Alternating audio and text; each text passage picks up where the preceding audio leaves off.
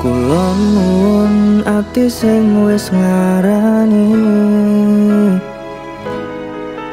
opo saiki kowe bakal baleni?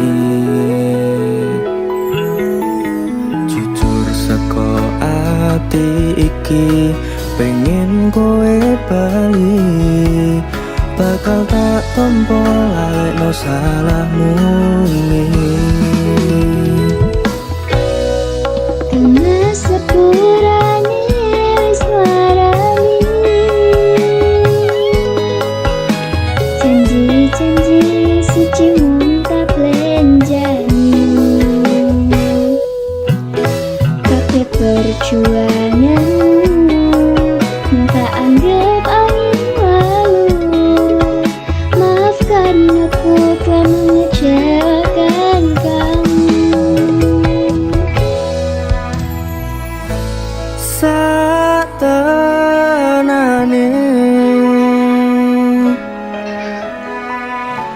aku wis tresno kowe, muga wae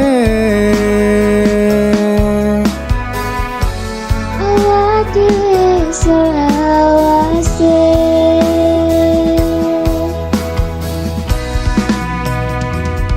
janji suci ora bakal tak lenjani, ora bakal luntur sampe umur. Sliramu paling tak sayang, sing paling tak kadang-kadang. Panjalukku kowe ojo sumelang. Kangmas aku percaya karo sliramu, ora bakal ono saliyane aku.